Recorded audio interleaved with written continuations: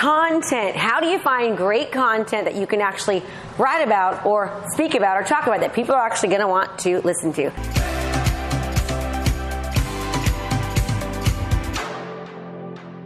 Hi, you are here with Questions with Krista. We've got a question today by Morgan Afferat, and it says, how do I continue to create valuable content for social media?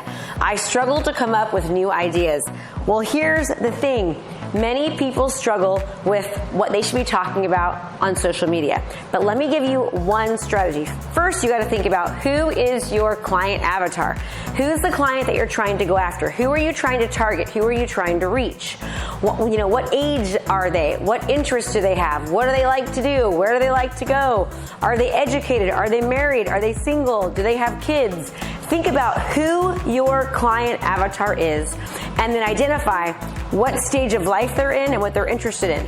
If you're looking for somebody who wants to buy a home, if you're looking for somebody who wants to sell a home, if you're looking for an investor, you need to think about where they're at in their life, and then what you can do is go on to Facebook and look up 10 to 20 people that meet that criteria. And here's a great idea. Go in and look at where it says About Me or About Krista. You can see, go click on that, and then you can scroll down where it says Check-ins and see where they're checking in. Where are they going? What are they doing? What are they liking? And then you can start to actually go and interview the places that they're checking in at. Ask if you can do a community video. Ask if you can help do something in collaboration with the restaurant or the area or the place that they checked in. That's one way to get relevant content. But here's the thing. There's so much content that people are actually searching. People love information. So if you go onto Google and in the Google search, you just type in the question, 5 things to do when you're selling, or how to sell a house, or how to buy a house, or what you shouldn't do when buying, how to repair credit. And what you're going to see is you're going to see the most common search terms that come up. And you can create content regarding the most common search terms that come up. If you scroll to the bottom of Google, you can look down where it says relevant searches. That'll give you more information that is relevant to the searches that are most commonly searched. Now, if you do this, it's going to give you so much information, so much content that you'll be stoked, right? Another thing that you can do is there's a website called answerthepeople.com. Answerthepeople.com. You type in a question and it gives you the who, the what, the when, the where, the whys, and the most common questions that are answered regarding who, what, when, where, and why regarding that specific question. So you'll have tons of content to be able to talk about. Another thing you can do is just open up your local newspaper. Go to your news feed on Google. Go to see what's happening in the city. And what's happening in the city, start to elaborate on that. Give more information, give more detail. If there's a topic that's coming up in your area that's controversial, or there's something that's happening that people are like happy about or not happy about it, talk about it, educate people about it, maybe even pick a side. There's so much content that you can do. It's not difficult. It's just, that's one of the things that keeps us kind of stuck where we're at. Another thing to do is just pick one topic, and let's just say you're going to pick contingencies.